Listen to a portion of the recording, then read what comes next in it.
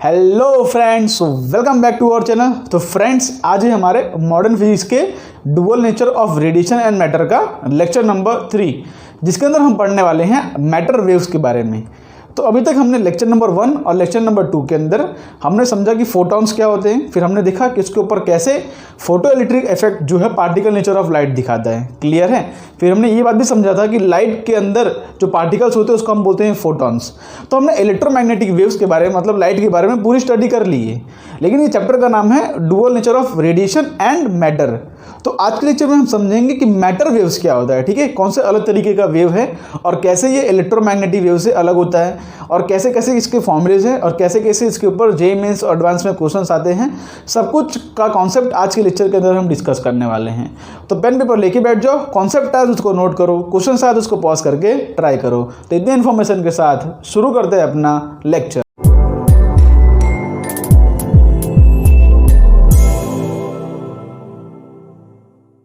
तो फ्रेंड्स, शुरू करते हैं अपना लेक्चर। तो फ्रेंड्स, अभी तक हमने क्या देखा कि लाइट दो तरीके का नेचर दिखाता है, या तो वेव नेचर हो सकता है या तो पार्टिकल नेचर हो सकता है। हमने चैप्टर नंबर 10 में, जिसके अंदर वेव ऑप्टिक्स था, उसके अंदर हमने लाइट के वेव नेचर के बारे में पढ़ा था। और वेव नेचर को दिखाने वाले हमारे पास 3 फिनोमिना थे, जो कि हमने देखा था इंटरफेरेंस, डायफ्रैक्शन, पोलराइजेशन। तो ये सब जो फिनोमिना थे ये लाइट के वेव नेचर के बारे में बात करते थे। फिर हमने बोला लाइट पार्टिकल नेचर भी हो सकता है। तो पार्टिकल नेचर को प्रूव करने के लिए हमने जो है फोटो इलेक्ट्रिक इफेक्ट पढ़ा, ठीक है। और भी एक्सपेरिमेंट होते हैं जो पार्टिकल नेचर प्रूव करते हैं, जैसे कि एक और देखो, पार्टिकल नेचर को प्रूव करने वाले हमारे पास 3 एक्सपेरिमेंट हैं, ठीक है। वेव नेचर के बारे में तो आपको पता ही है, इंटरफेरेंस, डायफ्रैक्शन और पोलराइजेशन।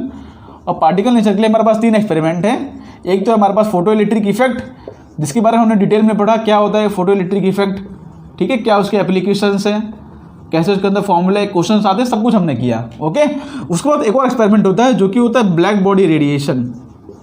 ब्लैक बॉडी रेडिएशन, ये जो एक्सपेरिमेंट है ये भी लाइट के पार्टिकल नेचर की बात करता है और इससे हम लाइट के पार्टिकल नेचर को प्रूव कर सकते हैं। लेकिन ये हमारे सिलेबस में नहीं, हमको डिस्कस नहीं करना है, लेकिन कभी कभार छोटे मोटे एग्जाम में नाम आ जाते हैं तो नाम आप नोट कर सकते हो। तीसरा एक और एक्सपेरिमेंट होता है जो कि एनसीईआरटी में दिया गया है, जो कि होता है कॉम्पटन इफेक्ट, ठीक है। ये भी एक्सपेरिमेंट होता है जो कि लाइट की पार्टिकल नेचर की बात करता है, लेकिन इसके बारे में डिस्कशन नहीं है हमारे एनसीईआरटी में, तो उसको पढ़ने की जरूरत नहीं है, लेकिन नाम की तरह इसको आप नोट कर सकते हो। तो पार्टिकल नेचर दिखाने वाले हमारे पास 3 एक्सपेरिमेंट है, photo electric effect, black body radiation और क्वांटम इफेक्ट, ओके। तो हमने लाइट का वेव नेचर और लाइट का पार्टिकल नेचर दोनों पढ़ लिया, लेकिन आज हम पढ़ने वाले हैं मैटर वेव्स की। तो मैटर वेव्स की शुरुआत कैसे हुआ हम समझते हैं। एक साइंटिस्ट है जिनका नाम था डी ब्रोगली, वो मतलब डिफरेंट टाइप की स्टडीज कर रहे थे। तो उन्होंने एक हाइपोथेसिस दिया। हाइपोथेसिस मतलब उन्होंने सिर्फ ऐसे रैंडमली, मतलब गेस वर्क किया, ऐसा समझ लो, या तो ऐसा बोलो कि कुछ ऑब्जर्व करके ऐसा कुछ बोला, कोई एक्सपेरिमेंटल प्रूफ नहीं, उसको हम बोलते हैं हाइपोथेसिस। तो डी ब्रोगली साहब ने एक हाइपोथेसिस दिया। उन्होंने क्या बोला कि भाई देखो, लाइट ने क्या दिखाया, सबसे पहले हम लाइट का वेव नेचर हमने पढ़ा, ठीक है। उसके बाद हमने देखा लाइट का पार्टिकल नेचर। तो उन्होंने बोला कि लाइट अगर वेव नेचर दिखाने के साथ साथ पार्टिकल नेचर भी दिखा सकता है। तो हमारे नेचर में देखो, हमारे नेचर में जो भी मैटर्स होते हैं जनरली वो पार्टिकल होते हैं। भाई कुर्सी है, मतलब टेबल है, मार्कर है, बोर्ड है, सब पार्टिकल से बना होता है। तो उन्होंने बोला अगर कोई वस्तु लाइट है, अगर वो वेव नेचर होकर पार्टिकल नेचर बन सकती है, तो हमारे पास जो पार्टिकल्स है, मतलब जो मैटर हैं, तो वो पार्टिकल होकर वेव क्यों नहीं बन सकता, ठीक है। तो वो भी पार्टिकल होकर वेव बन सकता है, ऐसा उन्होंने हाइपोथेसिस दिया। उन्होंने बोला कि हमारे नेचर में सिमेट्री है। उन्होंने क्या बोला कि नेचर में सिमेट्री है। भाई देखो ध्यान से, 2 आँख है, मतलब एक इस तरफ इस तरफ, मतलब नेचर में हमें गॉस लॉ भी पढ़ा था हमने, बहुत सारा चीज़ देखा है जो कि नेचर की सिमेट्री की वजह से प्रूव हुए हैं। क्लियर है। तो ऐसे उन्होंने बोला कि नेचर में बहुत समानता है, बहुत सिमेट्री है। अगर कोई चीज़ वेव के पार्टिकल बन रही है तो पार्टिकल होके वेव बन सकती है, ऐसा उन्होंने हाइपोथेसिस दिया। कोई एक्सपेरिमेंटल प्रूफ नहीं, सिर्फ हाइपोथेसिस। और इसी हाइपोथेसिस जो बाद में सच साबित हुआ तो उनको जो है नोबेल प्राइज़ मिला था। क्लियर है। तो उन्होंने एग्जैक्टली स्टेटमेंट क्या कहा वो हम समझते हैं। इसको यहाँ रफ करते हैं और डी ब्रोगली का हाइपोथेसिस देखते हैं। क्लियर है। मैटर मतलब क्या होता है, मैटर मतलब कोई भी वस्तु, कोई भी थिंग। ये ब्लैक बोर्ड हो गया, मार्कर हो गया, एनीथिंग। पता है हमने, मतलब केमिस्ट्री क्लास में डेफिनेशन पढ़ते थे, anything which has mass and occupies space is called matter. किसी भी कोई भी थिंग जिसके पास मास होता है और वो कोई स्पेस ऑक्यूपाई करे, उसको हम बोलते हैं मैटर। क्लियर है। तो उन्होंने बोला क्या किया, हम लिखते हैं यहाँ पे डी ब्रोगली का हाइपोथेसिस। De Broglie hypothesis. आप कोई इसको डी ब्रोगली बोलते हैं, कोई को डी ब्रोगाई बोलते हैं, तो नाम तो अलग, कुछ भी प्रोनाउंसिएशन करो, लेकिन चलो ये हाइपोथेसिस मतलब क्या होता है, मतलब सिर्फ ऐसे जनरली ऑब्जर्व करके बोल दिया, ठीक है, कोई उसमें एक्सपेरिमेंटल प्रूफ नहीं है। उन्होंने क्या बोला कि नेचर हैज सिमेट्री, उन्होंने क्या बोला, नेचर हैज सिमेट्री। यहाँ पे लिखो, उन्होंने क्या बोला, इफ लाइट बीइंग वेव, उन्होंने ऐसा बोला कि लाइट अगर वेव है, लाइट पहले हम सबसे पहले तो वेव नेचर प्रूव हुआ था ना, तो लाइट अगर वेव होके पार्टिकल बन सकता है, if light being wave can behave as particle, can behave as particle, then ऐसे लिख दो ध्यान पे, देन एग्जैक्टली ये स्टेटमेंट नहीं था उनका जो एग्जैक्ट स्टेटमेंट था मैं लिखाने वाला हूँ अभी, आप लेकिन ये अंडरस्टैंडिंग के लिए लिखो, if light being wave can behave as particle then matter being particle, matter तो पहले से पार्टिकल होता है, हमको पता है कोई भी वस्तु पार्टिकल से बनी होती है, ठीक है, तो metal being particle can behave as wave, ठीक है, कैन बिहेव एज वेव, उन्होंने स्टेटमेंट दिया। उन्होंने बोला कि लाइट अगर मतलब वेव होके, लाइट अगर वेव होके पार्टिकल की तरह एक्ट कर सकता है, तो मैटर जो कि पार्टिकल है तो वेव की तरह एक्ट क्यों नहीं कर सकता, ठीक है। आगे हम सीखेंगे कि मार्कर होता है ये भी जो है इसके अंदर वेव नेचर होता है, हम जो है खुद एक वेव हैं, लेकिन उसको दिखाने के लिए अलग अलग तरीके होते हैं, लेकिन अब हम सीखने वाले हैं, लेकिन अभी ये स्टेटमेंट नोट करो। और उन्होंने एक स्टेटमेंट दिया क्या, कि every moving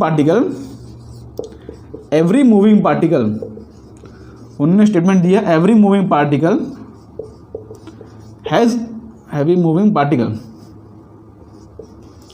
has a wave associated with it, has a wave associated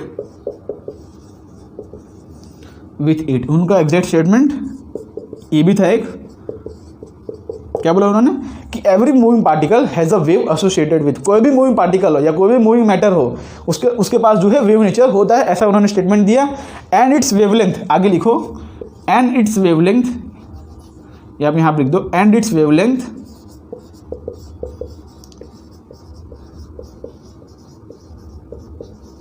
can be found out bye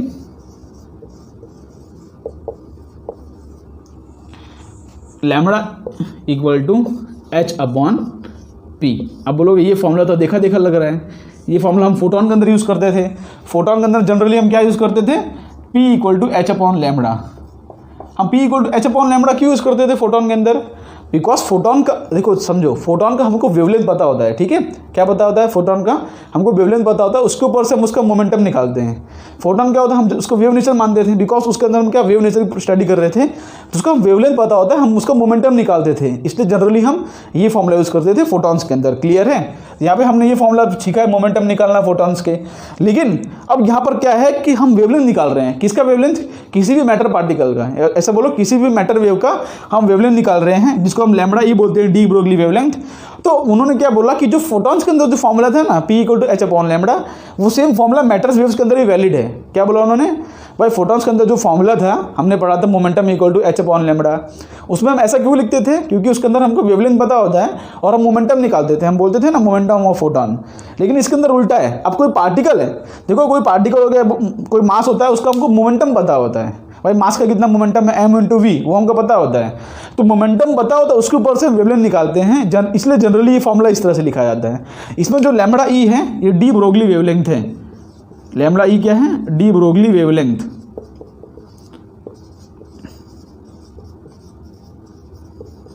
ठीक है, और ये p क्या है, मोमेंटम, p क्या है, मोमेंटम। ठीक है, स्पेलिंग देख लेना ध्यान से। ओके, तो लैम्बडा ई क्या है, डी ब्रोगली वेवलेंथ, और ये p क्या है, मोमेंटम। अब जनरली हमको पता है जो मोमेंटम होता है वो पार्टिकल नेचर वाला होता है, मतलब जनरली पार्टिकल पास क्या होता है, मोमेंटम, मतलब मोमेंटम से हमको लाइट के पार्टिकल नेचर के बारे में पता चलता है, ऐसा बोला मैटर के पार्टिकल नेचर के। और वेवलेंथ, देखो वेवलेंथ किसकी प्रॉपर्टी होती है, वेव की प्रॉपर्टी होती है, तो वेवलेंथ से हमको जनरली जो है वेव नेचर के बारे में पता चलता है।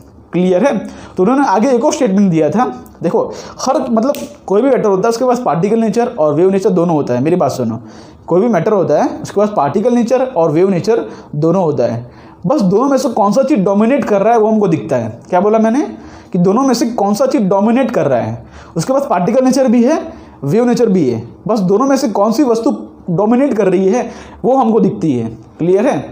मतलब अगर हम देख रहे हैं कि वेवलेंथ बहुत कम आ रहा है, मतलब क्या है कि मोमेंटम डोमिनेट करेगा। वेवलेंथ बहुत कम आएगा मतलब मोमेंटम डोमिनेट कर रहा है, और मोमेंटम बहुत कम आएगा मतलब कि वेवलेंथ डोमिनेट कर रहा है। तो अगर वेवलेंथ डोमिनेट करेगा तो हमको लाइट का वेव नेचर दिखेगा। आगे समझेंगे, अभी सिर्फ सुनो।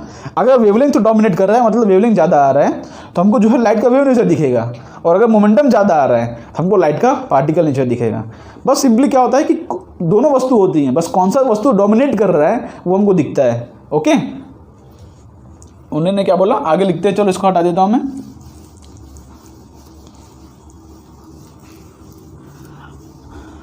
उन्होंने क्या बोला, या तो ऐसे हम आगे लिखते हैं कि एवरी मैटर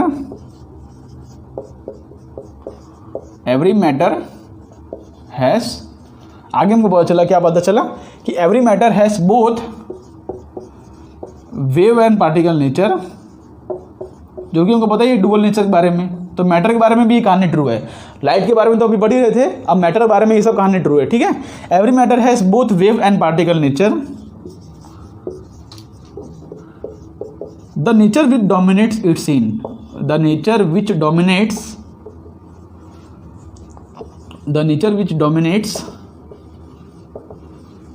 इज सीन,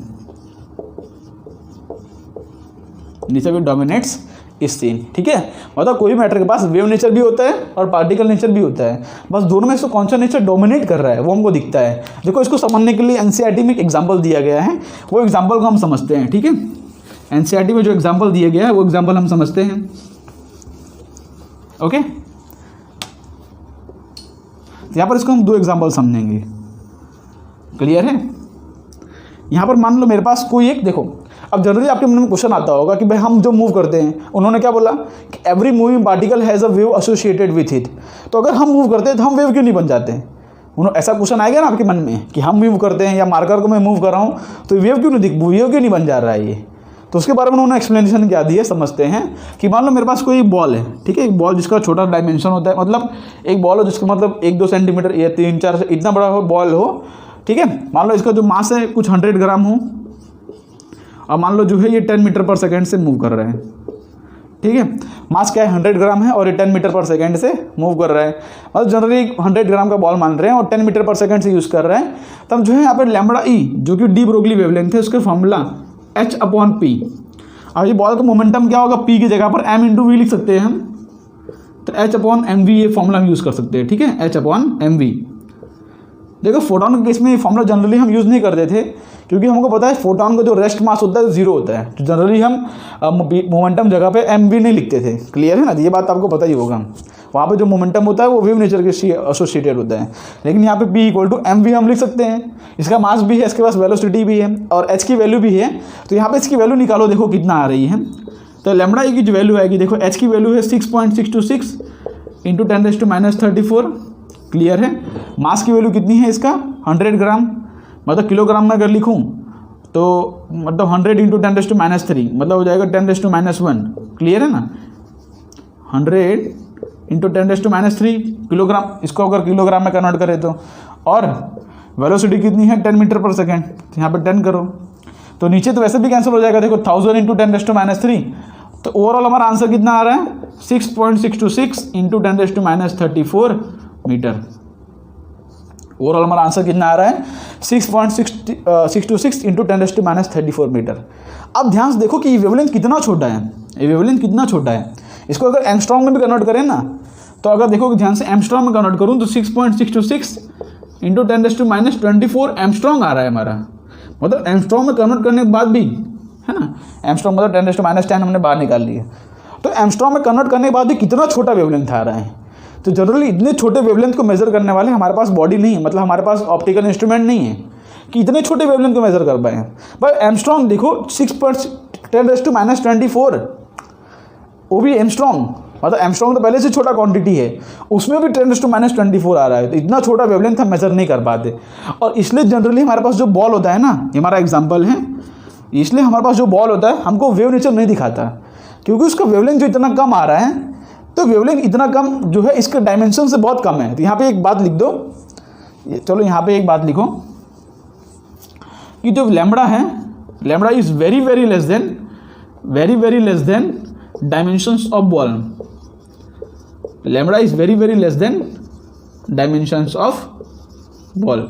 मतलब इसका जो डायमेंशन आ रहा है, देखो बॉल का डायमेंशन कितना ग्राम में है और ये देखो कितना छोटा है, तो मतलब कंपैरिजन है ही नहीं कुछ। ये 10⁻34 और ये 100 ग्राम, देखो कुछ कंपैरिजन नहीं है। तो बॉल के डायमेंशन के अकॉर्डिंग इसका जो वेवलेंथ बहुत ही छोटा है, इसलिए जनरली हमको बॉल का जो है वेव नेचर नहीं दिखता, क्योंकि पॉसिबल ही नहीं इतना मेजर करना होता है। देखो इतना छोटा वैल्यू आ रहा है, अभी तो पॉसिबल नहीं है, लेकिन आगे तो साइंस है, क्या पता वेव उसका मेजर कर पाए उसके वेवलेंथ, लेकिन अभी पॉसिबल नहीं है। अभी तो सिर्फ थ्योरेटिकल है कि जितना इसका वेवलेंथ आता है। इसलिए जो है हमको बॉल का क्या नेचर दिखता है, बॉल का हमको पार्टिकल नेचर दिखता है। वो बॉल जो वेव नहीं बनता चलते वक्त, बनता है लेकिन बहुत छोटा आ रहा है, इसलिए हम उसको मेजर नहीं कर पाते। इसलिए जनरली इसके अंदर क्या डोमिनेट कर रहा है, इसके अंदर मोमेंटम डोमिनेट कर रहा है। ठीक है, मोमेंटम इसके अंदर डोमिनेट कर रहा है, इसलिए इसके अंदर हमको क्या दिखता है, पार्टिकल नेचर। ओके, अब दूसरा एग्जांपल लेते हैं, इलेक्ट्रॉन का एग्जांपल लेते हैं। यहाँ पर एग्जांपल नंबर 2 लेते हैं इलेक्ट्रॉन का। अब मान लो हमारे पास एक इलेक्ट्रॉन है जो कि सेम स्पीड 10 मीटर पर सेकेंड से मूव कर रहा है। ठीक है, मान लो इलेक्ट्रॉन है, वैसे इलेक्ट्रॉन जनरली हाई स्पीड से मूव करते हैं, लेकिन मान लेते हैं 10 मीटर पर सेकेंड से मूव कर रहा है, क्योंकि दोनों में सेम रहे इलेक्ट्रॉन। क्लियर है, तो इसके अंदर हम लैम्बडा ये अगर निकालें, इलेक्ट्रॉन का मास कितना होता है, 9.1 × 10⁻31। क्लियर है, इसका मास इलेक्ट्रॉन का। तो lambda e de Broglie wavelength equal to h/mv अगर करें हम, तो h कितना है 6.626 × 10⁻34 अपॉन मास कितना है 10 इंटू मास कितना है 9.1 × 10⁻31 इंटू वेलोसिटी कितना है 10। तो इसको सॉल्व करोगे तो ध्यान से देखोगे आपका आंसर जो है कुछ 6/9। अगर 6/9 करूँ तो अगर 2/3 मतलब 0.3 कुछ आ रहा है ना, 6/9। यदि 66 है 91 है, 11 6 जा 11 8 जा। ठीक है, तो 6/8 करो तो कितना हो रहा है, 8 6 जा 48। ठीक है, मतलब अप्रॉक्सीमेटली 0.72 कुछ भी है। और यहाँ पे जो आंसर आएगा, देखो ये चेक कर लेना कितना आ रहा है, और ये 10⁻30 हो जाएगा, ऊपर जाएगा 10⁻4 आ रहा है। ठीक है, मतलब ध्यान से देखोगे ये वैल्यू जो है इसके डायमेंशन के बहुत नज़दीक है। इलेक्ट्रॉन का डायमेंशन देखो क्या है, इलेक्ट्रॉन 10⁻31, ये देखो 10⁻4। तो जनरली इसको हम इलेक्ट्रॉन के डायमेंशन के अकॉर्डिंग मान सकते हैं। ठीक है, ये जो वेवलेंथ है इसको अगर हम देखो 10⁻31 और ये जो है 10 है इंटू 34, तो अप्रॉक्सीमेटली काफ़ी बड़ी वैल्यू आ रही है। देखोगे ध्यान से ना कि लैम्बडा ई जो है काफ़ी बड़ी वैल्यू आ रही है। मतलब इसमें क्या है, इसका वेवलेंथ जो है एक कंपेरेबल है, मतलब इतना छोटा वेवलेंथ नहीं कि इसको हम इग्नोर कर सकें, एक मतलब अच्छे अमाउंट ऑफ वेवलेंथ आ रहा है। ठीक है, तो यहाँ पे क्या होता है कि जो है wavelength is considerable,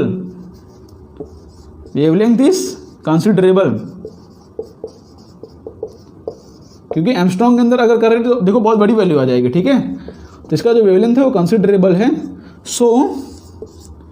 so electron behaves as a wave. Clear है, अगर उसका वेवलेंथ कंसिडरेबल है तो electron behave as a wave. और यहाँ पे लिख दो so ball behaves as particle.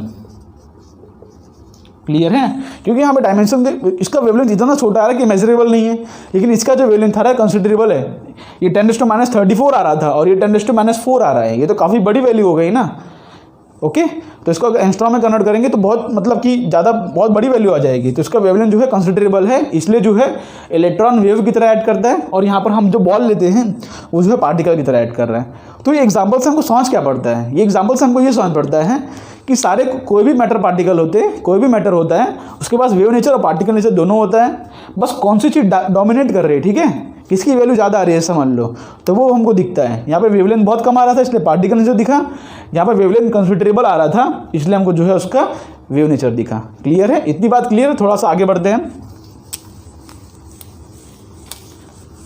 अब जनरली हम थोड़ा मैटर वेव्स की थोड़ी प्रॉपर्टी जान लेते हैं कि मैटर वेव्स की प्रॉपर्टीज होती क्या है। एक दो प्रॉपर्टी जो कि एग्जाम में आते हैं क्वेश्चन के रिलेटेड, उसको हम समझ लेते हैं।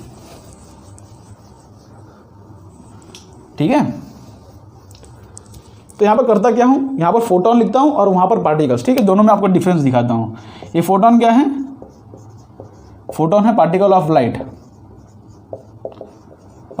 Particle of light, okay. और यहाँ पर हम लिखते हैं मैटर वेव्स, ठीक है। या तो ऐसे लिख दो पार्टिकल ऑफ मैटर,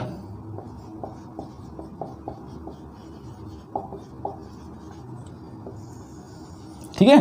फोटोन मतलब पार्टिकल ऑफ लाइट। इसके अंदर हम कौन से वेव की बात करते हैं, इसके अंदर इलेक्ट्रोमैग्नेटिक वेव्स होता है। इसके अंदर कौन सा वेव होता है, electromagnetic waves.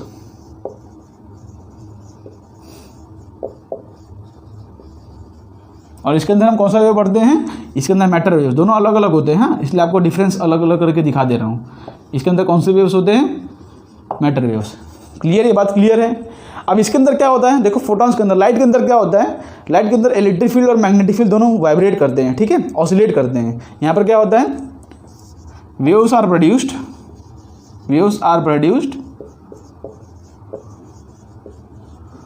Due to oscillating charge particle. Electric field और मैग्नेटिक फील्ड मतलब चार्ज पार्टिकल ऑसिलेट करते हैं, उसकी वजह से यहाँ पे हमको वेव्स प्रोड्यूस होते हैं, ठीक है। Waves are produced due to oscillating charge particles, okay. ये किस में होता है, फोटॉन, मतलब फोटॉन जो लाइट का पार्टिकल है उसके अंदर ये होता है। क्लियर है। लेकिन मैटर वेव्स ऐसा नहीं होता है। मैटर वेव्स यहाँ पे लिख दो, they are different from electromagnetic wave, they are different from electromagnetic wave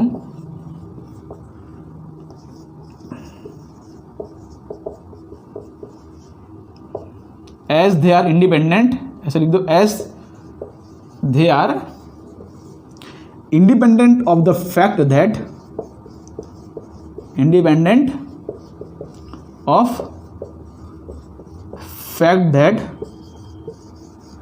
particle is neutral or charged, particle is neutral और चार्ज्ड। हमको पता है कि इलेक्ट्रोमैग्नेटिक वेव जो हम फोटॉन्स के अंदर पढ़ते थे, उसके अंदर आपको याद हो कि मतलब कि हमारे पास जो इलेक्ट्रिक फोर्स आता था F=Q × E आता है, और मैग्नेटिक फोर्स जो आता है वो Q × V × B आता है। तो यहाँ पे क्या है कि फोर्सेस तभी लगते हैं जब मतलब कि पार्टिकल चार्ज हो, ठीक है, उसके पास कुछ ना कुछ चार्ज हो। लेकिन मैटर वेव्स के अंदर से कहानी नहीं है।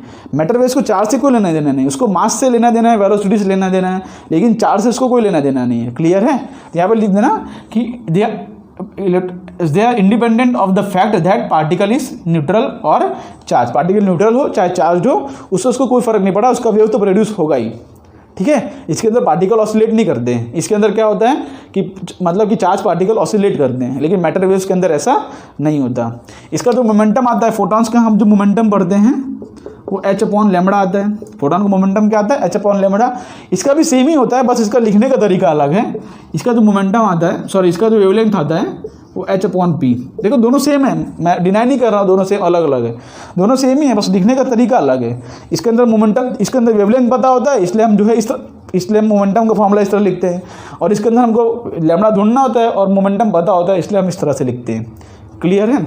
इसके अंदर जो एनर्जी आती थी, एनर्जी क्या लिखते थे, hc/λ। अब यहाँ पर क्या है, इसके पास कुछ ना कुछ मास है। फोटॉन के पास तो रेस्ट मास क्या होता है, फोटॉन का रेस्ट मास तो जीरो होता है, ठीक है। फोटॉन का रेस्ट मास क्या होता है, zero. Rest mass of photon क्या होता है, जीरो। अच्छा, फोटॉन का जो फोटॉन मूव करता है ना, देखो रेस्ट मास जीरो होता है, लेकिन मूविंग होता है तो उसका कुछ ना कुछ मास होता है। तो उसका मास को हम निकाल सकते हैं। कैसे निकाल सकते हैं पता है, देखो ध्यान से, मास ऑफ मूविंग फोटॉन कभी कभार क्वेश्चन में आ जाता है, ठीक है। मास ऑफ मूविंग फोटॉन, उसको भी हम निकाल सकते हैं। कैसे पता है, हम जो है उसको आइंस्टाइन के रिलेटिविस्टिक इक्वेशन होता है उसको कंपेयर करते हैं, E=mc²। हमने बोला कोई मूविंग मास हो, अगर उसके स्पीड ऑफ लाइट से मूव कर रही है, उसके पास जो एनर्जी एसोसिएटेड है, टोटल एनर्जी, तो हम पता है आइंस्टाइन का ये इक्वेशन होता है E=mc²। आपने कहीं ना कहीं तो सुना होगा ये फॉर्मूला। क्लियर है। ये क्या होता है, किसी मूविंग मास के पास जिसकी स्पीड ऑफ लाइट के इक्वल हो, उसके पास कितनी टोटल एनर्जी एसोसिएटेड है, हम E=mc² लिखते हैं।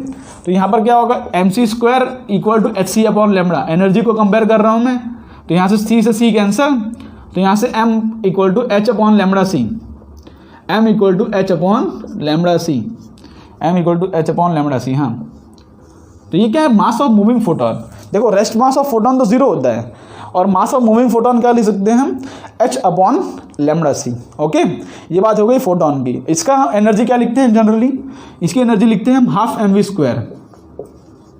भाई किसी मूविंग पार्टिकल जो कि v वेलोसिटी से मूव कर रहा हो, उसके पास कुछ मास होगा, तो उसकी जनरली एनर्जी क्या लिखा जाता है, हाफ mv स्क्वायर। क्लियर है? तो जनरली इसके अंदर ये सब बातें होती हैं। इसका जो वेवलेंथ आता है वो h अपॉन बी आता है, एनर्जी ये आती है।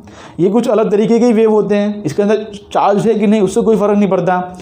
ये मैटर क्या होता है, पार्टिकल्स ऑफ मैटर हम पढ़ रहे हैं, मैटर वेव्स की बात करें, ये इलेक्ट्रोमैग्नेटिक वेव्स होता है। ओके, तो इतने सारे डिफरेंस होते हैं, इसको आप जो है पॉइंट नोट कर सकते हो। उसके बाद एक और आता है, मतलब कि हम हाइजेनबर्ग अनसर्टेनिटी प्रिंसिपल पढ़े होते हैं।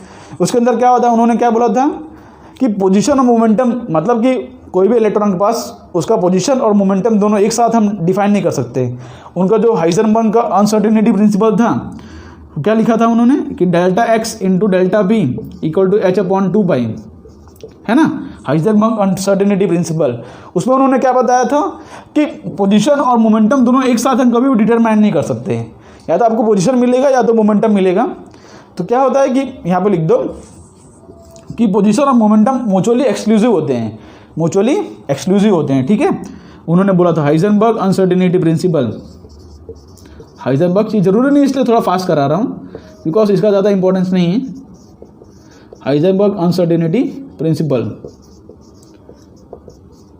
जैसा मैंने बोला कि मैटर के पास वेव नेचर और पार्टिकल नेचर दोनों होता है, बस दोनों में से हमको कोई एक ही दिखता है, दोनों साथ में नहीं दिख सकते हैं। अगर आप वेव नेचर और पार्टिकल नेचर दोनों साथ में नहीं दिखेगा, या तो आपको वेव नेचर ही दिखेगा या तो आपको पार्टिकल नेचर ही दिखेगा।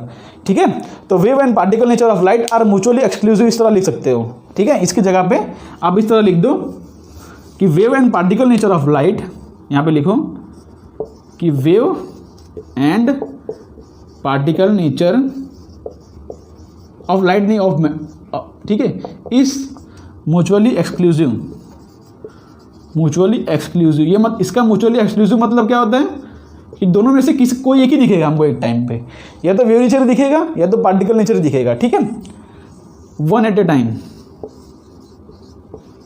One at a time is seen. ठीक है, म्यूचुअली एक्सक्लूसिव का मतलब क्या होता है कि दोनों में से कोई एक ही दिखेगा। दोनों नेचर होता है, नो डाउट दोनों नेचर होता है, पर दोनों में से कोई एक ही दिखेगा। ओके, तो यहाँ पे म्यूचुअली एक्सक्लूसिव होता है। हम इलेक्ट्रॉन्स के अंदर हाइजेनबर्ग का अनसर्टेनिटी प्रिंसिपल निकाल के वो सब हम सीखते हैं। तो ये बात हो गई, मतलब फोटॉन्स और पार्टिकल ऑफ मैटर के अंदर क्या मतलब कि अलग अलग होता है। ठीक है, अब थोड़ा बहुत फॉर्मूलाज हम देख लेते हैं कि कैसे फॉर्मूलाज के बेस पे क्वेश्चन आते हैं और क्या क्या वेरिएशन आते हैं, हम देख लेते हैं। ओके, एक और पॉइंट होता है जिसको मैं अलग से लिखा देता हूँ, उसको आप नोट कर लो। एक पॉइंट लिख लो, उसके बाद हम जो है फॉर्मूलास कर दें। पॉइंट क्या है कि जनरली लिख दो यहाँ पे, generally speed of matter waves. देखो ये पॉइंट इंपॉर्टेंट है बिकॉज क्या है कि डायरेक्टली मतलब थियरी क्वेश्चंस के अंदर आ सकता है। ओके, तो स्पीड ऑफ मैटर वेव्स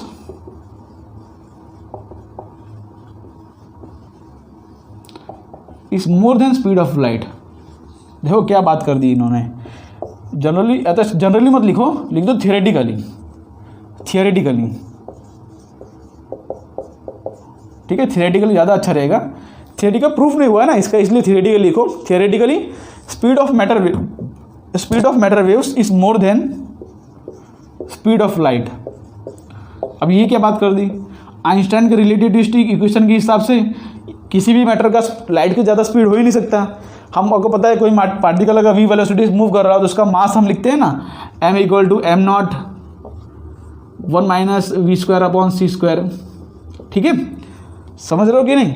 यहाँ पे क्या है कि अगर स्पीड ऑफ लाइट, मतलब कि स्पीड ऑफ लाइट का कंपैरिजन होगी स्पीड, मतलब कि नॉर्मल स्पीड हमारी मैटर की या बोलो मैटर से पार्टिकल की, अगर स्पीड ऑफ लाइट के कंपैरिजन में होगी तो मास उसका कुछ ना कुछ डिग्रीज होता है, उसके ऊपर से हमारा इक्वेशन आता है। लेकिन आइंस्टाइन के हिसाब से किसी भी पार्टिकल की स्पीड जो है लाइट की ज़्यादा नहीं हो सकती। लेकिन ये स्टेटमेंट क्या बोल रहे हैं, स्पीड ऑफ मैटर वेव्स, जिसको थियोरेटिकली प्रूव हुआ है, एक्सपेरिमेंटल प्रूफ अभी तक नहीं हुआ है। ठीक, कहा जाता है ऐसा, कैसे कहा जाता है उसको समझते हैं। हमारे पास ये इक्वेशन होता है लैम्बडा ई इक्वल टू, हम लिख सकते हैं, देखो हमको पता है ई इक्वल टू होता है h f. E equal to क्या होता है, HF। क्लियर है। और हमारे पास E equal to total energy किसी मटेरियल पार्टिकल के अंदर, ये क्या है, टोटल एनर्जी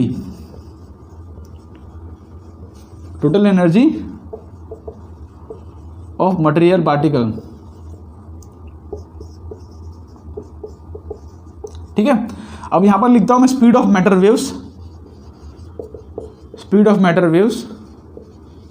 इक्वल टू लिख सकता हूं ना lambda into f. Speed of matter wave क्या लिख सकता हूं, लैम्बडा ई इंटू एफ। और हमारे पास एक और फॉर्मूला है जो कि अभी हमने पढ़ा कि lambda e equal to H upon p. हमने फॉर्मूला पढ़ा कि lambda e equal to H upon p. Okay, तो ये सारे फॉर्मूले की मदद से हम यूज़ कर सकते हैं। ये क्या है, total energy of the material particle. किसी मतलब वेव्स के अंदर जो पार्टिकल्स होते हैं, मैटर वेव्स के अंदर जो पार्टिकल्स होते हैं, यहाँ पे जो पार्टिकल्स होते हैं उसकी जो स्पीड मतलब कि टोटल एनर्जी उसके अंदर जो है उसको हम e equal to m c square मान रहे हैं, टोटल एनर्जी, ठीक है, वेव का। और e equal to h f use कर रहे हैं, lambda equal to H upon p. देखो इससे हम प्रूव कर सकते हैं कि थियोरेटिकली जो स्पीड ऑफ मैटर वेव्स होता है वो more than speed of light होता है। अब ये सिर्फ थियोरेटिकल पॉइंट ऑफ व्यू है, इसका मतलब कोई एक्सपेरिमेंटल प्रूफ नहीं है। क्या है समझते हैं, देखो ध्यान से। लैम्बडा ई की जगह पर क्या लिख सकता हूँ मैं, एच अपॉन पी। और एफ की जगह पर क्या लिख सकता हूँ, देखो ध्यान से, एफ इक्वल टू हो जाएगा e upon h. F equal to क्या हो रहा है, ई अपॉन एच। यहाँ से एच कैंसिल हो जाता है, इक्वल टू आ रहा है ई अपॉन पी। अब टोटल एनर्जी किसी भी मटेरियल पार्टिकल के अंदर, टोटल एनर्जी कितनी होती है, एम सी स्क्वायर। और मान लो कोई मटेरियल पार्टिकल हो जो कि वी वेलोसिटी से मूव कर रहा हो, तो उसकी स्पीड कितनी होगी, मोमेंटम कितना होगा, sorry, m into v. Clear है। बिकॉज भाई कोई भी पार्टिकल की स्पीड ऑफ लाइट से ज़्यादा थोड़ी हो सकती है, लेकिन यहाँ पे मैटर वेव्स होता है उसकी स्पीड जो होती है स्पीड ऑफ लाइट ज़्यादा होती है। तो यहाँ पे वी जो होगा डेफिनेटली वी से कम होगा, यहाँ से एम कैंसिल। तो यहाँ से अपनी जो स्पीड ऑफ मैटर वेव्स आ रही है, स्पीड ऑफ मैटर वेव्स, देखो ये जो स्पीड है ये पार्टिकल की स्पीड है, मैटर वेव्स के अंदर जो पार्टिकल है, और स्पीड ऑफ मैटर वेव्स, तो v of matter waves equal to कितना हो रहा है, इक्वल टू आ रहा है सी स्क्वायर अपॉन वी। अब ध्यान से देखो ये वैल्यू स्पीड ऑफ लाइट ज़्यादा है कि नहीं, हमको पता है, हमको एक फैक्ट पता है कि जो v होगा हमेशा c से कम होगा। भाई किसी भी पार्टिकल की स्पीड ऑफ लाइट ज़्यादा थोड़ी हो सकती है। तो यहाँ पर डिनोमिनेटर क्या है, c से कम है। देखो अगर डिनोमिनेटर c होता तब तो हमारा आंसर कितना आ जाता, c के इक्वल, स्पीड ऑफ लाइट के इक्वल। लेकिन अगर डिनोमिनेटर c से कम है तो ओवरऑल ये वैल्यू c से ज़्यादा आएगी ना। अब समझो अगर c के बराबर होता तब तो c आता, तो हम डिनोमिनेटर कम कर रहे हैं, डिनोमिनेटर c से कम कर रहे हैं, तो ओवरऑल पूरा वैल्यू जो हो जाएगा वो c से ज़्यादा हो जाएगा। ध्यान से ये जो वैल्यू है यहाँ पे v is less than c, so speed of matter waves is greater than c। ठीक है, ये थियोरेटिकल पॉइंट ऑफ व्यू है। आपको ज़्यादा समझ में नहीं पड़ा तो कोई बात नहीं, आप सिर्फ इतना ध्यान रखो कि थियोरेटिकली बोला जाता है कि जो मैटर वेव्स का जो स्पीड है वो स्पीड ऑफ लाइट से ज़्यादा होता है। ओके, तो कभी क्वेश्चन में है उसको आप ध्यान रख लेना। ओके, चलो अब फॉर्मूलास वगैरह हम देख लेते हैं, कैसे फॉर्मूलास इसके अंदर आते हैं, जो कि इंपॉर्टेंट है समझना, एक बार समझ लेना अच्छे से।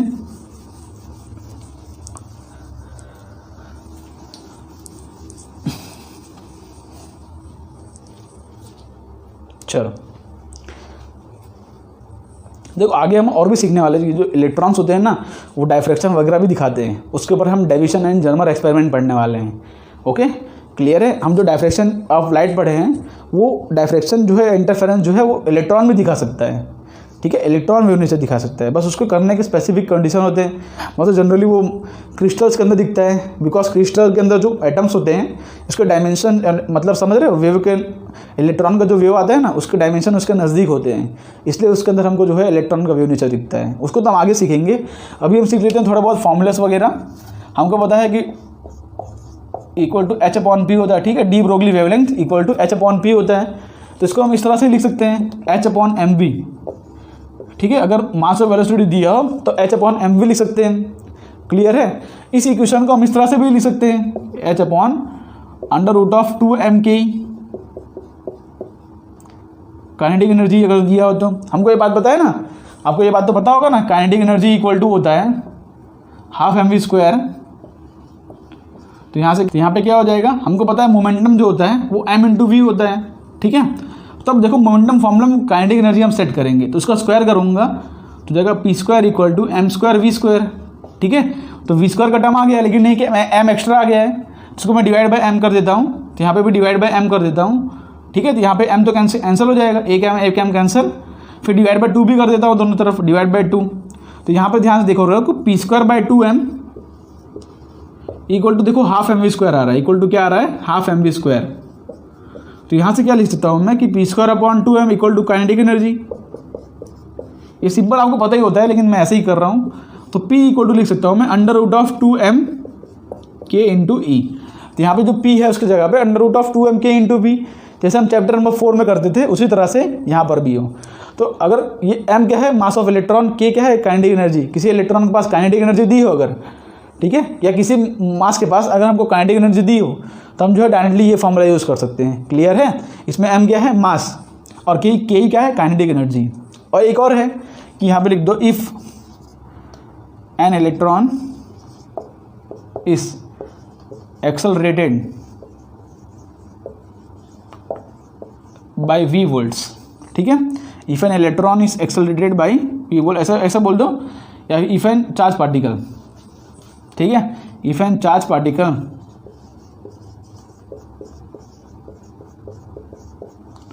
Is accelerated by v volts,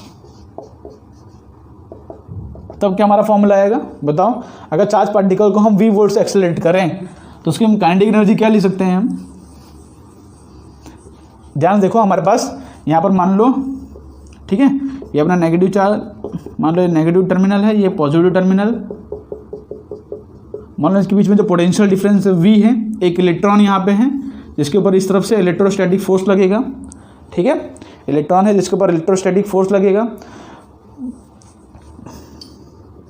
यहाँ पे लिख दो कि इलेक्ट्रोस्टैटिक फोर्स,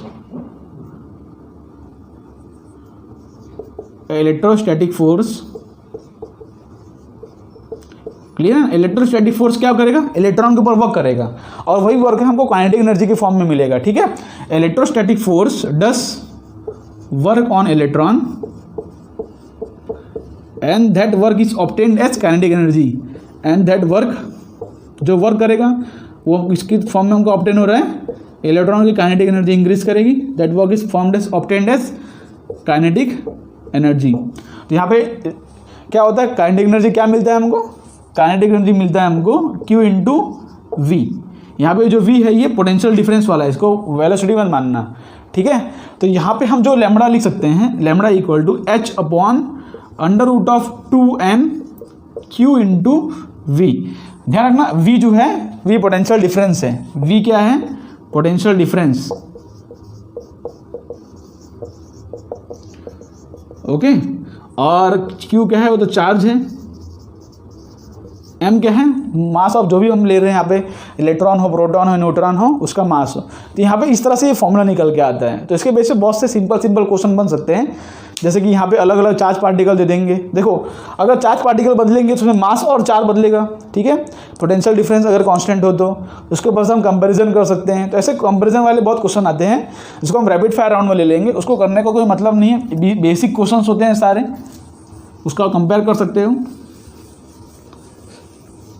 देखो ध्यान से, अब इस फॉर्मूले को थोड़ा बहुत हम जो है, देखो थोड़ी बहुत वैल्यूज हमको याद होना जरूरी है, बिकॉज क्या होता है जनरली हम बार बार इतना कुछ कैलकुलेट नहीं कर सकते, तो उसके लिए हम थोड़ा बहुत जो वैल्यूज होती है जो हमको याद रखना है हम लिखते हैं, ठीक है। हमको क्या पता है, किसी भी चार्ज पार्टिकल के लिए अगर v वेलोसिटी से, v पोटेंशियल डिफरेंस से अगर उसको एक्सेलरेट कर रहे हैं तो उसका क्या आता है, 2m/q इंटू वी आता है, ठीक है। तो अगर हम इलेक्ट्रॉन की बात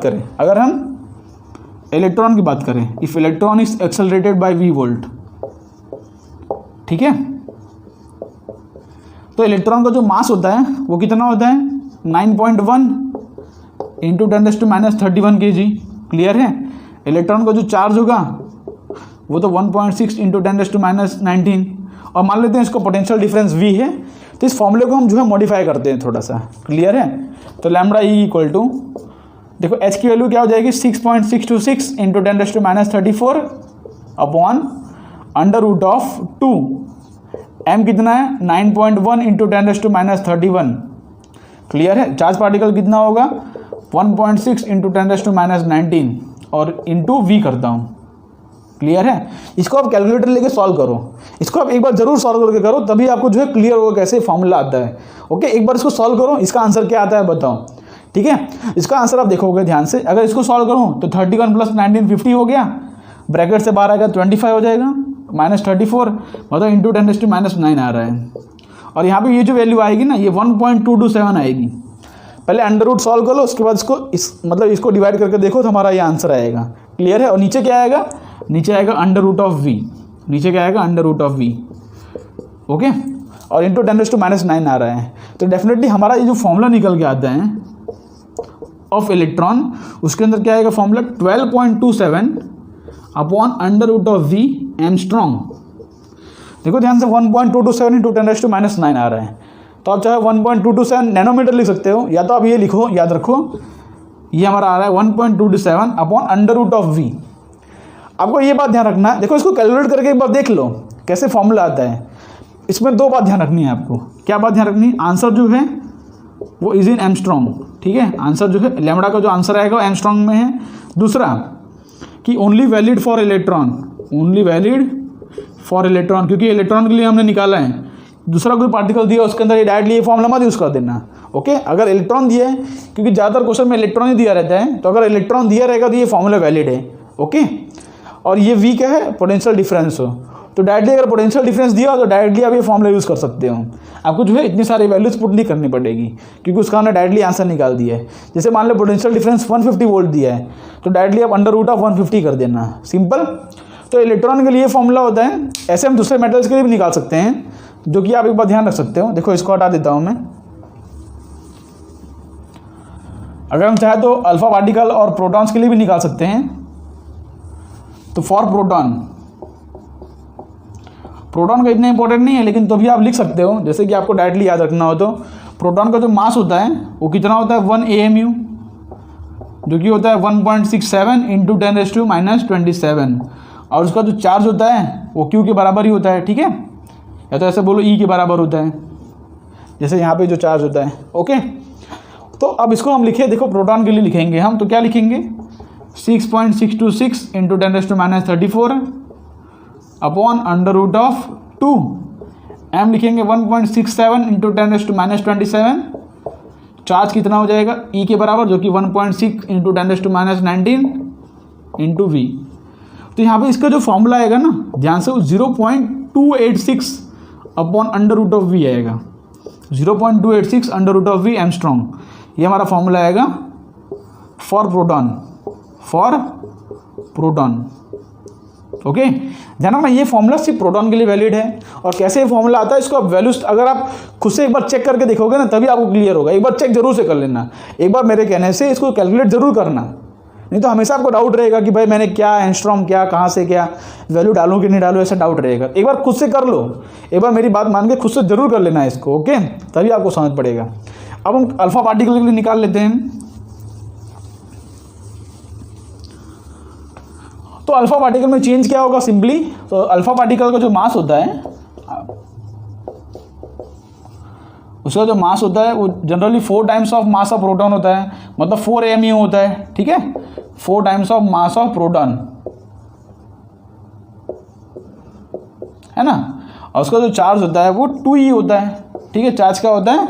2E होता है, मतलब जो प्रोटॉन का चार्ज उसका डबल होता है। तो उसका जो चेंज क्या आएगा? सिंपली चेंज इतना आएगा, ऊपर तो सेम ही रहेगा। ठीक है, मतलब सिंपली चेंज क्या आ रहा है? ऊपर तो सेम ही रहेगा, 0.286। एक्स्ट्रा क्या हो रहा है? देखो नीचे क्या मल्टीप्लाई होगा, यहाँ पे देखो ध्यान से, ये अपना क्या है? ये मास है, तो उसकी जगह में 4 टाइम्स मल्टीप्लाई होगा, तो नीचे मल्टीप्लाई में 4 आएगा, और यहाँ पे चार्ज में 2 मल्टीप्लाई होगा। मतलब सिंपली ये जो फॉर्मूला इस तरह से कुछ आएगा, √8v, है ना, ये फॉर्मूला आएगा ना। आप खुद सोचो, चार्ज के अंदर 4 मल्टीप्लाई हो रहा है, 4, और इसके अंदर चार्ज के अंदर 2 मल्टीप्लाई हो रहा है, मास के अंदर 4, तो 4 × 8 तो एक्स्ट्रा आ रहा है। तो इसको भी आप सॉल्व कर लोगे तो 0.101 अपॉन √v आएगा, 0.101 √v आएगा। ओके, तो कभी कभार क्या होता है कि प्रोटॉन और इसमें कंपैरिजन कराते हैं, तो सिंपली इसमें मास और चार्ज का डिफरेंस है सिर्फ। ठीक है, प्रोटॉन का मास कितना है? m, तो इसका मास होगा 4m। प्रोटॉन का चार्ज है E, तो इसका चार्ज होगा 2E। उसके ऊपर से जो है इसको हम कैलकुलेट कर सकते हैं। ओके, तो ऐसे बेसिक से क्वेश्चन आते हैं, इसको आप जो है आप कर सकते हो। तो सिंपली चलो आप देख लेते हैं कि एक और आता है जिसको तो मोनो एटॉमिक गैस होता है। अगर गैस दिया हो तो उसके पास भी काइनेटिक एनर्जी होती है, तो उसके अंदर भी निकाल सकते हैं, क्योंकि हमको पता है कि जो वेव नेचर है मतलब कि बहुत छोटे छोटे पार्टिकल के लिए वैलिड होता है। क्लियर है? ये जो वेव नेचर होता है ये बहुत छोटे छोटे पार्टिकल्स, तो हम जनरली बात करते हैं क्रिस्टल स्ट्रक्चर में, ठीक है। इसलिए जो है हम गैसेस की बात करते हैं जिसके अंदर मॉलिक्यूल्स होते हैं उसकी बात करते हैं। तो यहाँ पे लिखो डी ब्रोगली वेवलेंथ फॉर क्या बोलते हैं गैस मॉलिक्यूल्स।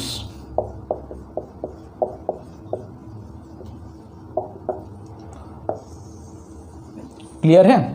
तो गैस मॉलिक्यूल मोनोएटॉमिक हो सकता है, डायएटॉमिक, ट्राइएटॉमिक। तो यहाँ पे हमको पता है कि kinetic energy of monoatomic gas जो होता है, जनरली मोनोएटॉमिक गैस ही क्वेश्चंस में आते हैं। तो kinetic energy of monoatomic gas क्या होता है?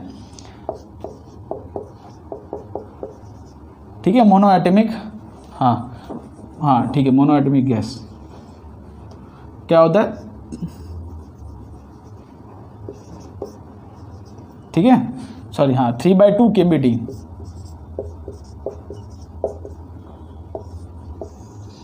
क्या होता है? Kinetic energy 3/2 kBT। हमारे पास ये फॉर्मूला होता है। और हमारे पास एक और फॉर्मूला है, lambda equal to h/√2m k। Okay, अब यहाँ पर देखो बहुत इंपॉर्टेंट ध्यान रखने वाली बात है। यहाँ पर जो m होगा ना, यहाँ पर अब ये जो m है इसको मैं स्मॉल m से लिख रहा हूँ। अब ये जो स्मॉल m है ये मास ऑफ वन मॉलिक्यूल है, या तो ऐसे बोलो मास ऑफ वन एटम है। बहुत इंपॉर्टेंट बात, इसको अलग से क्यों करा रहा हूँ? क्योंकि इंपॉर्टेंट है। यहाँ पे जो स्मॉल m है ये मास ऑफ वन एटम है। लेकिन जनरली हमको क्वेश्चन में क्या दिया रहता है? यहाँ पे लिखो जनरली इन क्वेश्चंस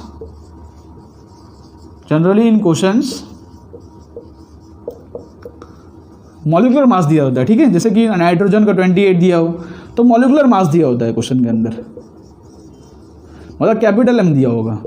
तो कैपिटल M से कैसे हम इसमें फॉर्मूले, यहाँ पर स्मॉल m तो मास ऑफ वन एटम है, तो यहाँ पर मैं लिख सकता हूँ। देखो हमको पता है, हमको क्या पता है कि मॉलिक्यूलर मास होता है, जैसे कि मान लो नाइट्रोजन का या कोई एग्जांपल ले लेते हैं, चलो हीलियम का मॉलिक्यूलर मास 4 है। ठीक है, तो मतलब क्या है कि हमारे पास पता होता है कि जो हमारे पास एक मोल होता है, 1 मोल, उसके अंदर कितने एटम्स होते हैं? उसके अंदर कितने एटम्स होते हैं? 6.022 इंटू 10⁻23 एटम्स। ठीक है, एक मोल में कितने एटम्स होते हैं? 6.022 इंटू 10⁻23। ये बात हमको पता होता है। ओके, एक मोल के अंदर, मतलब एक मोल के अंदर ये एवोगाड्रो नंबर है ना, तो Na एटम्स होते हैं। ठीक है, Na एटम्स। और एक मोल का मास कितना होता है? एक मोल का जो मास होता है वो मॉलिक्यूलर मास के बराबर होता है। मॉलिक्यूलर मास, समझ रहे हो? एक मोल का मास कितना होगा? मॉलिक्यूलर मास के बराबर होगा ना भाई। समझो कि एक मॉलिक्यूल है, उसका जितना टोटल मास है भाई, उसके जितने एटम्स हैं, तो जितने एटम्स होंगे ना उस सारे का मास कितने बराबर है? उस सारे का मास बराबर है मॉलिक्यूलर मास के बराबर। मतलब यहाँ पे एक मोल के अंदर इतने एटम्स है ना, तो इस सारे एटम्स का जो मास है ना वो मॉलिक्यूलर मास के बराबर है। ओके, सारे एटम्स का टोटल जो मास मिलाएंगे तो मॉलिक्यूलर मास के बराबर मिलेगा। लेकिन हमको चाहिए एक एटम का मास। यहाँ पर इसको हम लिखेंगे, देखो मैं क्या करता हूँ, ये मॉलिक्यूलर मास को 6.022 इंटू 10⁻23 एटम इससे डिवाइड कर दूँ तो एक एटम का मास मिल जाएगा ना। समझ रहे हो? सारे एटम का मास कितना है मॉलिक्यूलर मास? समझ, जैसे एग्जांपल दूँ, मान लो हमारे रूम में 4 लोग हैं, 4 लोगों का मास 20 किलो है। 4 लोगों का टोटल मास मिला के 20 किलो है। तो 20 किलो का अगर मैं 4 से डिवाइड कर दूँ तो 5 kg एक जन का मास मिल जाएगा ना। समझ रहे हो? 4 कोई एप्पल रखे, मान लो 4 एप्पल का मास 20 किलो है, उसको मैं 4 से डिवाइड कर दूँ तो एक एप्पल का मास मिल जाएगा ना। उसी हिसाब से टोटल नंबर ऑफ एटम्स कितने? 6.022 इंटू 10⁻23। तो मॉलिक्यूलर मास को अगर टोटल एटम से डिवाइड कर दूँ तो एक एटम का मास मिल जाएगा ना। तो mass of one atom, mass of one atom क्या हो रहा है? Molecular mass divide by Na, मतलब एवोगाड्रो नंबर है। ठीक है, मतलब ये, या तो ऐसा बोलो ये 6.022 इंटू 10⁻23। क्लियर है? तो ये मास ऑफ वन एटम मिल गया। तो इसको हम क्या लिख सकते हैं? यहाँ पे लिख low molecular mass is given. इसको साइड में लिखता हूँ मैं थोड़ा सा। ठीक है, इसको साइड में लिखता हूँ। तो यहाँ पर जनरली क्या हो गया कि जो स्मॉल m की जो वैल्यू आ गई वो कैपिटल M अपॉन Na। ठीक है, स्मॉल m जो है क्या होता है? Mass of one molecule, small m क्या है, मास ऑफ वन एटम, ऐसे लिख दो। ओके, और कैपिटल M क्या है, मॉलिक्यूलर मास है, और Na क्या है, Na है एवोगैड्रो नंबर, जिसकी वैल्यू है 6.022 इंटू 10⁻23। अच्छा, यहाँ पे Kb भी दिया ना, Kb होता है अपना बोल्ट्जमैन कांस्टेंट, यहाँ पे ये भी लिख लो, Kb क्या होता है अपना बोल्ट्जमैन कांस्टेंट, इसकी वैल्यू क्या आती है 1.38 इंटू 10⁻23, ठीक है, -23। ओके, अच्छा इसका यूनिट आता है जो हम लिख देते हैं मोल इनवर्स, चलो जरूरत नहीं है, लेकिन इसकी वैल्यू याद रखो। इसका यूनिट क्या आएगा, यहाँ से निकाल सकते हैं, किलोग्राम मीटर पर second square divide by temperature भी आएगा, ठीक है, तो निकाल सकते हैं मीटर स्क्वायर kg, और टेम्परेचर मतलब केल्विन रेज टू इनवर्स लिख सकते हैं, ठीक है। ओके, किलोग्राम मीटर पर सेकेंड स्क्वायर। ओके, इसका क्या आएगा, देखो काइनेटिक एनर्जी का क्या होता है, kilogram metre square second inverse, और डिवाइड बाय टेम्परेचर का क्या आ जाएगा, T इनवर्स। ओके, तो यहाँ पे इसका यूनिट आ जाएगा, ठीक है, यहाँ पे डिवाइड होगा तो Kb का यूनिट आ जाएगा ना, तो यहाँ पे एक और हो जाएगा, सेकेंड स्क्वायर भी आएगा, S square T inverse. Okay, unit की कोई जरूरत नहीं है, इसकी वैल्यू होती है ये। ओके, तो यहाँ पर हमारे पास ये फॉर्मूला है, तो ये फॉर्मूला को मॉडिफाई करके इस तरह से लिख सकते हैं कि H/√ऑफ स्मॉल m की जगह पर कैपिटल M/N लिख सकते हैं, ठीक है, 2 इंटू, पहले हम क्या करते हैं, देखो m इंटू काइनेटिक एनर्जी का पर 3/2 kBT लिखता हूँ, 3/2 kBT, यहाँ से 2 से 2 कैंसिल, तो हमारे पास ये फॉर्मूला आ रहा है, λ H/√ऑफ 3m kBT, और T क्या है, टेम्परेचर है, ठीक है, T क्या है, टेम्परेचर। उसके बाद हम क्या करता हूँ, λ अब जो स्मॉल m है इसकी जगह पर कैपिटल M/N करता हूँ, ठीक है, इस तरह से formula 3 into capital M/NA into KB into T, तो ये फॉर्मूला आप ध्यान रखना। आपको जनरली क्वेश्चन में ये m आप क्या कर, बहुत से बच्चे मिस्टेक करते हैं कि जो स्मॉल m होता है ना, इसकी जगह पर उन लोग मॉलिक्यूलर मास डाल देते हैं, तो आपका आंसर रॉन्ग आएगा ना, क्योंकि आप एवोगैड्रो नंबर तो भूल गए। ये जो m है, देखो ये फॉर्मूला किसके लिए, एटम के लिए फॉर्मूला है ना, तो काइनेटिक एनर्जी ऑफ एटम है, तो यहाँ पर एटम का मास डालेंगे, तो मास ऑफ एटम, इसकी जगह पर हमने ये डाला है, तो ये अपना मास ऑफ वन एटम ही है। क्लियर, तो आपको ध्यान रखना है कि उनको क्वेश्चन में जो स्मॉल m होता है मास ऑफ वन एटम होता है, उसको हमको इस तरह से चेंज करके करना पड़ता है। ओके, तो इतने सारे वेरिएशन हो सकते हैं जो कि मतलब कि ये डी ब्रोगली वेवलेंथ के अंदर आ सकते हैं। तो इसके बेस पे हम जो क्वेश्चन होगा वो रैपिड फायर राउंड मिलेंगे। तो आपको बस आज के लिए वीडियो के लिए इतना ही, तो मिलते हैं आपको नेक्स्ट वीडियो में, तब तक के लिए आप पढ़ाई करते रहें, तब तक के लिए बाय बाय।